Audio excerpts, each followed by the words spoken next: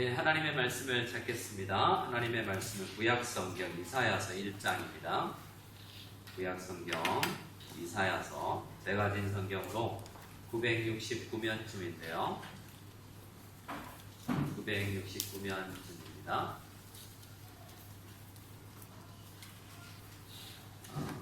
이사야서 1장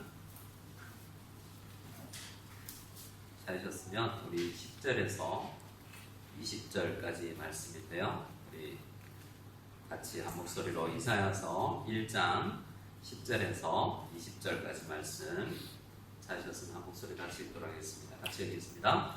너희 소돔의 관원들아 여호와의 말씀을 들을지어다. 너희 고모라의 백성아 우리 하나님의 법에 귀를 기울일지어다. 여호와께서 말씀하시되 너희의 무수한 재물이 내게 무엇이 유익하뇨? 나는 순양의 번제와 살진 짐승의 기름에 배불렀고 나는 수송아지나 어린 양이나 순육의 피를 기뻐하지 아니하노라. 내가 내 앞에 보이러 오니 이것을 누가 너희에게 요구하였느냐? 내 마당만 밟을 뿐이니라. 헛된 재물을 다시 가져오지 말라. 분향은 내가 갈증히 여기는 바요 월삭과 안식일과 대회로 모이는 것도 그러하니 성회와 아울러 악을 행하는 것을 내가 견디지 못하겠노라. 내 마음이 너희의 월삭과 정한 절기를 싫어하나니 그것이 내게 무거운 짐이라. 내가 지기에 곤비하였느니라. 너희가 손을 펼 때 내가 내 눈을 너희에게서 가리고 너희가 많이 기도할지라도 내가 듣지 아니하리니 이는 너희의 손에 피가 가득함이라. 너희는 스스로 씻으며 스스로 깨끗하게 하여 내 목전에서 너희 악한 행실을 버리며 행악을 그치고 선행을 배우며 정의를 구하며 학대받는 자를 도와주며 부활을 위하여 신원하며 과부를 위하여 변호하라 하셨느니라. 여호와께서 말씀하시되 오라 우리가 서로 변론하자. 너희의 죄가 죽음 같을지라도 눈과 같이 희어질 것이요 지름같이 붉을지라도 양털같이 희게 되리라. 너희가 즐겨 순종하면 땅의 아름다운 소산을 먹을 것이요 너희가 거절하여 배반하면 칼에 삼켜지리라. 여호와의 힘의 말씀이라. 아멘. 오늘 여러분들에게 심각하게 좀 말씀을 드려야 될 것들이 있습니다. 그따위로 신앙생활 해도 되겠습니까? 라는 분위기가 오늘 이사야서의 분위기입니다.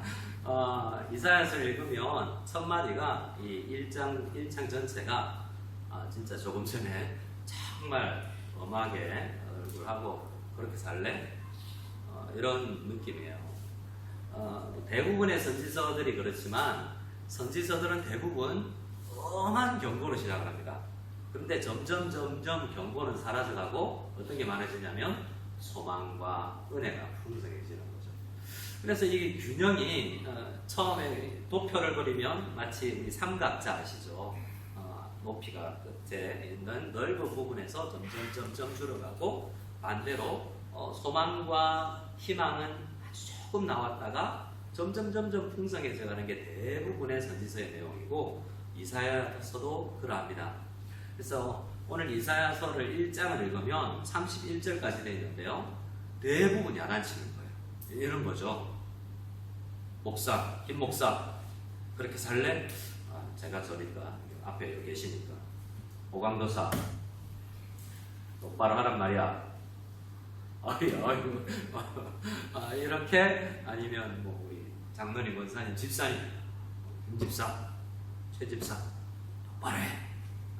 나 너무 힘들어 당신 때문에. 이런 분위기로 굉장히 나가는 내용이에요. 근데 이 본문에 아주 조금 굉장히 희망 섞인 본문들이 있습니다. 그래서 우리는 이런 본문들을 생각할 때 어떤 마음을 가지냐면 특히 저같이 장로교회에서 자란 사람들은 장로교단에서는 어떤 신학이냐면 우리가 어떤 악함이 있을지라도 하나님의 은혜는 더 커서 하나님의 선택한 사람은 어떠한 죄악 가운데서도 버리지 않는다. 로마서 8장에 나오는 거죠. 누구도 하나님의 사랑에서 선택된 자는 잃어버려지지 않는다라는 그러한 말씀을 듣고 자라다 보니까 뭘 하게 됩니까? 방종을 하게 돼요. 나 어차피 뭐 괜찮아, 나 구원받았고 잠시 교회 안 가더라도 이렇게 살다가 언젠가는 하나님께서 나를 불러주실 거야 라고 아주 떳떳하게, 고린도 교회에 보면 마치 세상 사람보다 더 악한 행동들을, 추악한 삶을 살면서도 교회 주일날 와서는 주님께서 다 용서해 주셨어, 이렇게 마치 그 고린도 교회 실례를 보면 이제 두 번째 아내, 세 번째 아내들이 있는 집에서 자란 아들이 이 둘째 엄마, 셋째 엄마와 성적인 문제까지도 있을 정도의 문제가 그 안에 있었지만 나 죄 사함 받았어 라고 주장하는 정도가 있다는 거예요. 그래서 이사야서 같은 선지서는 대부분 누구를 향한 거라면, 복음서는 예수 안 믿는 사람들에게도 읽으면 복음이 증거되는 내용이 있다면, 선지서는 대부분 성도들에게, 그리고 오랜 신앙생활을 하고 있는 성도들을 향하여서 격렬하게 강력하게 경고를 주는 말씀이란 말이에요.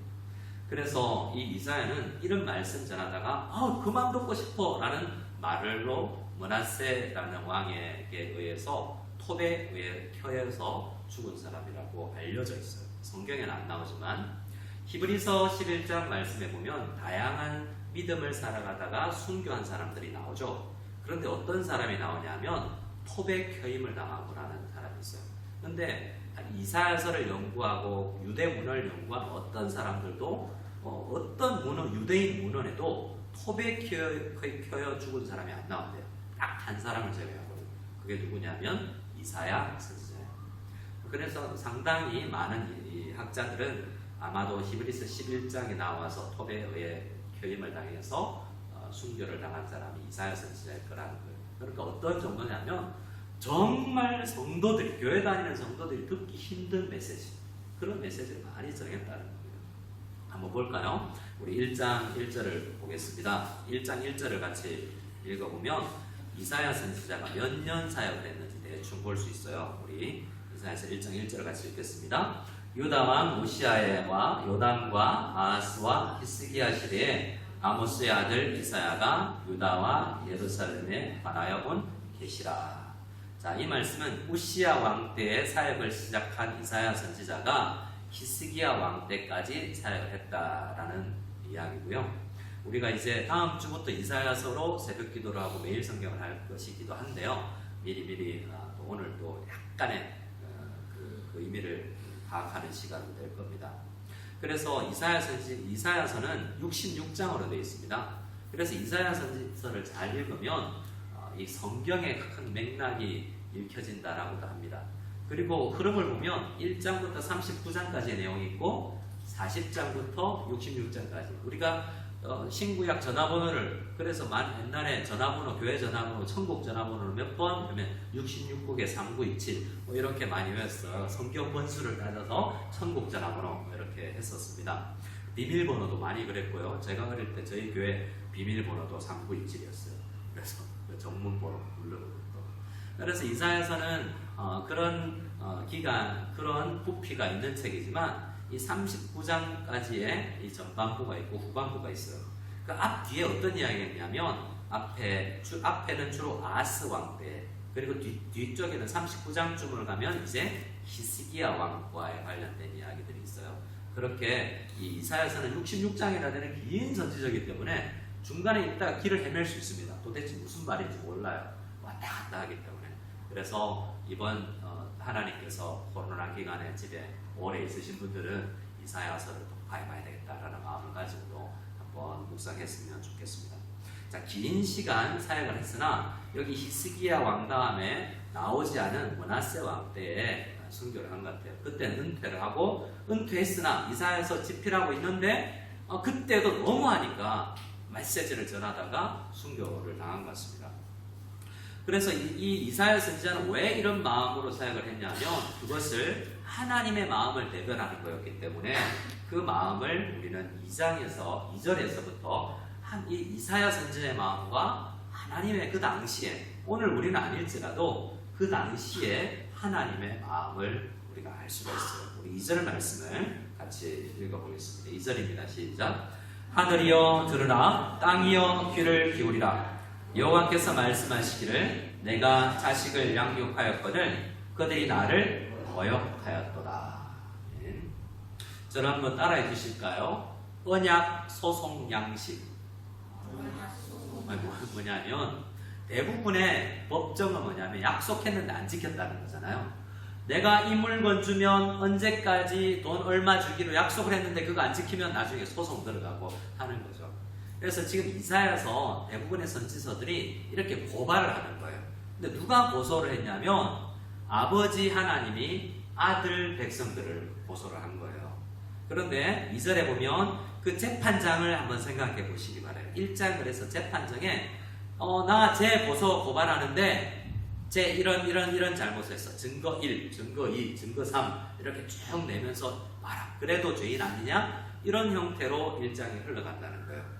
그래서 2절은 보면 우리나라 재판장에는 잘 없고 간혹 우리가 이 시범적으로 해보긴 한 배심원 제도로 혹시 아십니까? 미국에 가면 배심원들이 있죠. 그래서 재판 판사가 결정을 하는 것과 함께 이 배심원들이 결정하는 것이 굉장히 중요하죠. 우리나라는 그건 잘 없지만 우리 드라마나 영화를 통해서 잘 알 수 있죠. 그래서 2절을 보면 이 하늘과 땅을 배심원으로 부르는 거예요.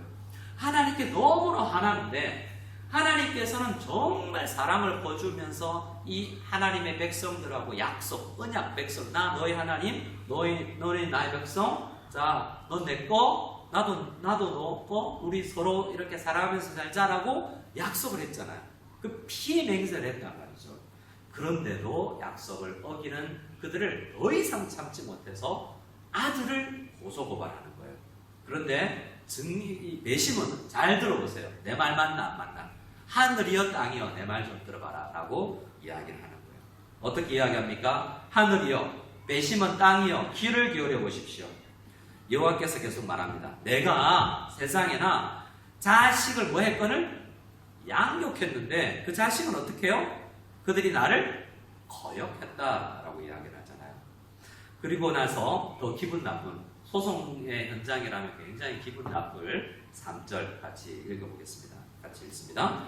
소는 그 임자를 알고 나귀는 그 주인의 구유를 알건만은 이스라엘은 알지 못하고 나의 백성은 깨닫지 못하는도다 하였도다. 자, 소는 임자를 알고 나귀는 주인의 구유를 알지만은 이스라엘은 알지 못한다. 이 구도를 그대로 가지고 온 우리나라의 명언이 있죠. 뭐보다 못하다? 버러지? 저는 짐승이라고 생각하는데 버러지는 조금 더 강한 것 같아요. 금수보다 못하고 짐승도만도 못하다라고 이야기하잖아요. 근데 언약 백성 하나님은 모든 피조물들보다 가장 고귀한 존재로 사람을 창조하셨는데 그 미물보다 못한 존재가 된 거 아닌가라고 이야기하고 있어요.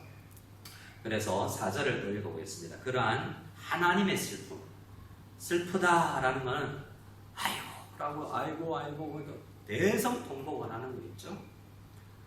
저도 어제 여러분 오늘 소식을 들으셨겠지만 저도 새벽에 뉴스를 봤지만 한 정치인이 죽음을 맞이했죠. 그 병원에 영안실로 가는 것을 보고 그 앞에서 지지자들인지 좋아하는 사람들인지 엄청 크게 울더라고요. 슬프다라는 것은 그 장례식에 정말 진심을 다해서 슬픈, 그러니까 죽은 것 같은 거예요. 여러분 좀 지금 어떤 거냐면 지금 전체적인 일장의 분위기는 하나님은 내 신앙 상태 때문에 정말 슬퍼하고 있다는 거죠. 근데 문제는 뭐냐면 그 당사자가 내가 뭔 문제지? 이 정도면 쟤보다는 낫지 않나? 이 정도 신앙생활하면 이 정도 하는 거지라고 무감각 혹은 인정하고 있는 우리 자신. 그러니까 아주 너무 심각했던 머나세 같은 사람은 그만이하게 라고 해서 오히려 이런 메시지를 전하는 선지자를 죽이는 정도까지 나아가버린 강팍한 상황이라고 할 수 있죠. 근데 하나님의 마음을 그래서 우리 자신을 우리는 이 성경을 읽을 때 그때 그 사람들은 그랬나 보다 이렇게 읽는 것이 아니라 오늘 나의 상황은 그러면 하나님께서 보시고 어떠할까? 라는 생각으로 말씀을 보아야 되는 거죠. 자, 하나님은 슬퍼하세요. 왜 그럴까? 4절 말씀을 다시 한번 읽어보겠습니다. 4절 시작. 슬프다 범죄한 나라요 허물진 백성이요 행악의 종자요 행위가 부패한 자식이로다. 그들이 여호와를 버리며 이스라엘의 거룩하신 이를 만홀히 여겨 멀리하고 물러갔도다. 여기 나오는 단어들을 한번 혹시 눈으로 보셔도 되고 볼펜으로 동그라미를 해도 되는데요. 단어들 몇 개를 제가 읽어드립니다. 슬프다, 범죄한, 나라. 나라의 밑줄이라 생각을 해보세요. 나라라는 단어는 우리가 평소에 성경에서 들을 때 어떤 느낌인지. 자, 그리고 허물진 백성, 그리고 종자, 자식. 종자는 씨라는 거고 자식은 자녀라는 거예요. 이 단어들은 좋은 단어들이에요. 나라, 백성, 종자, 자식. 이건 창세기 때부터 계속해서 축복의 언어요. 하나님께서 정말 사랑한다는 표현을 할 때 사용했던 단어들이라는 거예요. 근데 그 앞에 붙어있는 형용사나 수식어가 달라진 거죠.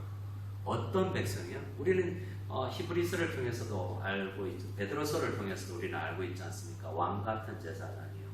너희는 그냥 제사장 나라, 그냥 나라, 제사장 나라. 내가 피로 값주고 산 백성이다. 이 앞에 있는 수식어가 달라지는 거예요. 백성이라는 단어, 이러한 나라라는 단어는 그냥 평범한 의미 없는 그냥 중성적인 단어일지라도 어떤 이라는 설명이 들어가는 순간 달라지는 거잖아요. 그들은 하나님께서 너무나 사랑하고 값주고 산 나라예요.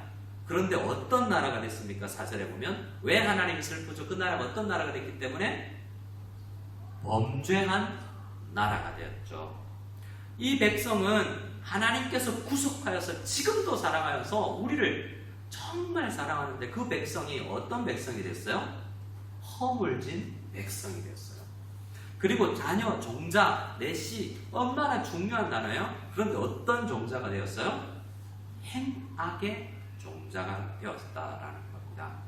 그리고 자녀, 얼마나 고귀한 단어예요? 자녀라는 단어는 우리는 하나님의 자녀예요 라는 단어를 얼마나 우리가 감사하게 찬양으로 고백하는 겁니까? 그런데 어떤 자녀예요?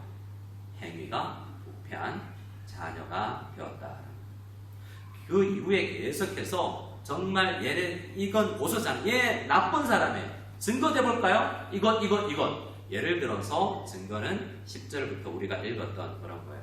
얘네들 더 맞아야 정신 차리겠는데 라고 이야기하면서 증거를 대는데 10절부터 10절을 보면 소돔의 관원들아 고모라의 백성아 라고 이야기를 또 하늘아 땅아 라고 이야기하는 것처럼 이야기를 하면서 이 이스라엘 백성들이 교회 다닌다고 하면서 신앙생활 한다고 하면서 헌금생활 한다고 하면서 예배 드린다고 하면서 이런 식의 예배를 드리더라 라고 고소고발하고 있는 거예요. 그래서 그들이 참 많이 했습니다. 행동들을 보면 행동 자체를 보면 제물도 드리고 번제도 드리고 송아지도 드리고 어린 양도 수념손도 잡아서 예배를 드렸어요. 그럼 뭡니까? 시간은 어떻습니까? 13절에 보면 월삭, 안식일, 대회 이런 제가 전도사 때는 그 교회는 월삭이 있었는데요. 매월 첫날은 무조건 다 전 성도 새벽 기도회를 해야 되는 월삭 새벽 기도회가 있었는데 월삭이라는 첫 하루를 드리고 아니 매주일 예배를 드리고 또 특별한 성회를 모이는 이러한 모임을 잘 하면서 어떻게 해요? 일주일의 삶이 정말 하나님 앞에 예배와 어울리지 않는 삶이구나 라고 하나님께서 그들을 그러한 신앙생활을 하는 그러한 신앙생활 안 하는 게 아니라 신앙생활을 하는 그들을 보고 한마디로 또 하나님의 마음을 알 수 있는 문장이 14절에 있습니다. 우리 14절을 같이 한번 읽어보겠습니다. 시작. 내 마음이 너희의 월삭과 정한 절기를 싫어하나니 그것이 내게 무거운 짐이라 내가 지기에 곤비하였느니라. 짐이 지기 힘들다는 거죠. 얘네들이 오늘 예배하러 기도하러 온다는데 너무 힘들다. 금요일날 모이고 싶어서 오는데 하나님께서는 오히려 우리가 모이는 게 버겁고 안 왔으면 좋겠다. 이런 생각을 하신다는 거죠. 너무 하나님이 힘들다는 거죠. 하나님이 힘든 게 어디 있어요? 전 우주를 창조하셔도 쉬실 필요도 없는 분인데 하나님이 버겁게 느껴진다 할 정도로 어떤 마음을 표현하는 거죠? 우리의 상태를 바라보고 너무나 슬퍼하고 계신다는 겁니다. 그래서 15절을 보면 어떻게 해요? 기도 안 들어주겠다라고 이야기했어요. 기도하러 오셨는데 제가 이 금요기도에 이 본문을 여러 번 했었는데 15절을 읽으면서 그때 얼마나 하나님께서 마음이 아프셨으면 이런 대답 말씀까지 하실까라는 생각을 해보면서 읽어보기로 합니다. 15절입니다. 시작. 너희가 손을 펼 때 내가 내 눈을 너희에게서 가리고 너희가 많이 기도할지라도 내가 듣지 아니하리니 이는 너희의 손에 피가 가득함이라. 그래서 어떠한 기도가 되지 않으면 어떻게 해요? 많이 오랜 시간 큰 소리로 기도를 할지라도 아니면 새벽에 정한수 떠놓고 매일 기도를 할지라도 응답 없다라고 말씀하시는 거죠. 기도하러 모인 우리로서는 너무 심각한 거잖아요. 그럼 그때의 이스라엘 백성들과 나는 다른가? 라는 점검을 우리 이사야서를 이제 묵상하는 입장에서 우리가 시작해 봐야 되겠습니다. 그리고 우리는 분명히 이 말씀을 들으면서 이사야 선지자는 이렇게 강렬하게 이야기하면서 우리 자신을 심각하게 돌아보기로 해요. 문제는 뭔지 아세요? 이렇게까지 강렬하게 요청하고 너희를 돌아보라 해도 안 돌아오더라가 이스라엘의 이사야서의 또한 내용이에요. 한번 볼까요? 이 상황에서 19절 20절입니다. 19절 20절 이 이야기를 다 듣고 이렇게 할 수도 있고 저렇게 할 수도 있어요. 우리에게는 모든 성도들에게는 이사야서 앞에 메시지 앞에 두 가지 선택기로밖에 없어요. 그 둘 중에 우리가 무엇을 선택할 것인가? 19절 20절 읽겠습니다. 시작. 너희가 즐겨 순종하면 땅의 아름다운 소산을 먹을 것이요 너희가 거절하여 배반하면 칼에 삼켜지리라. 여호와의 입의 말씀이니라. 아멘. 자, 이 말씀은 우리가 순종하면 잘 먹고 잘 살 것이다 라는 의미가 아니에요.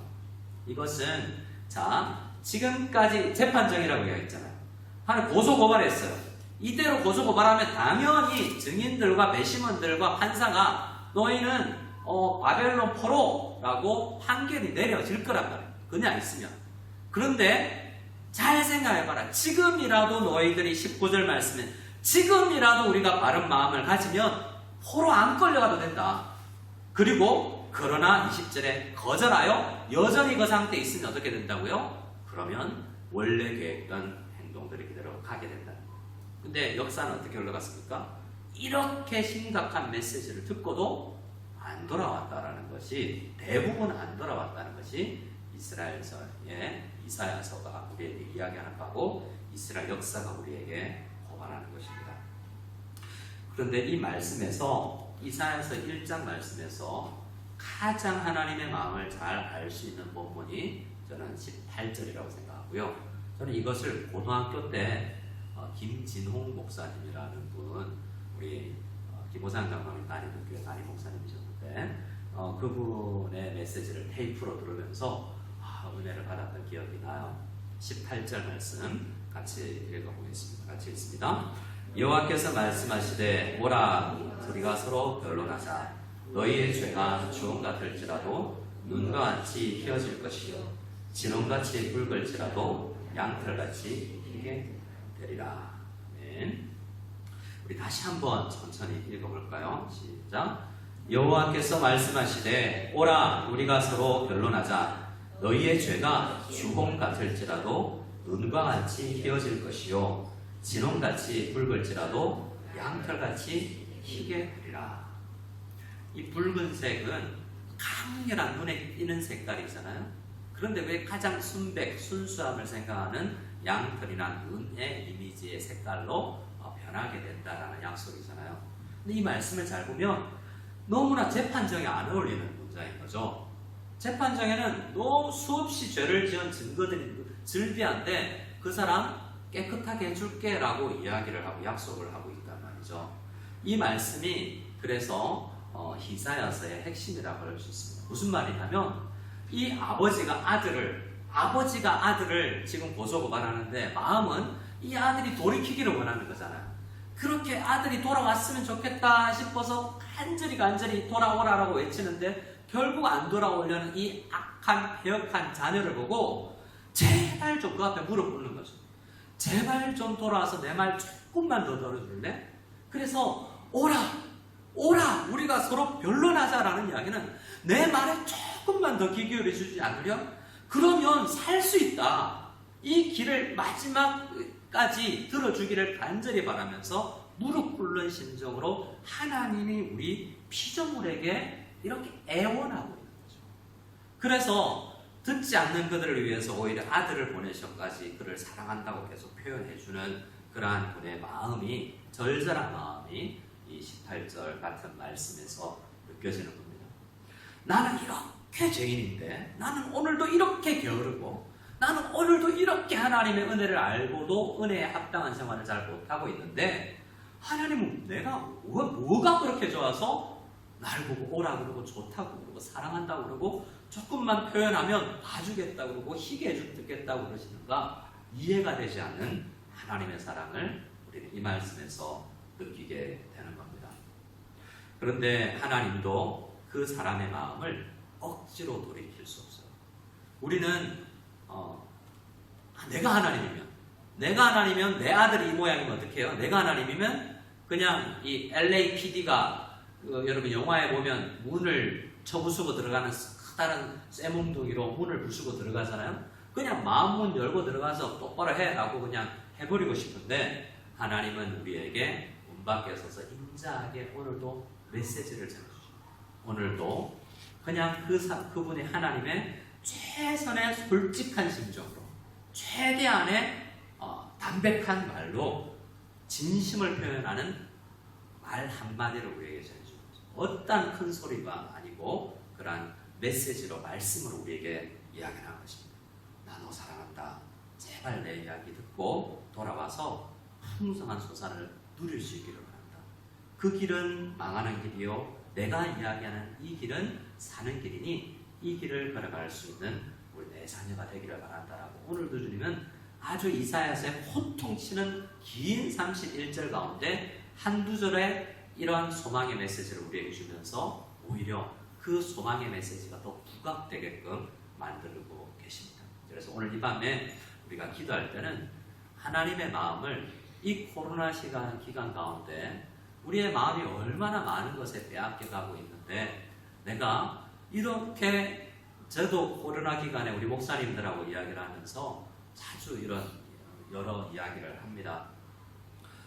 내가 이 정도인지 몰랐다. 목사님들도, 성도님들 없이 저희 교회는 새벽기도 영상 올리고 금요기도 이렇게 하고 뭐 그래도 매일 뭐라도 하니까, 근데 대부분의 교회에서 이 코로나 기간에 주일 설교 한 번만을 하니까 일주일이 여유롭다라고 이야기를 해요.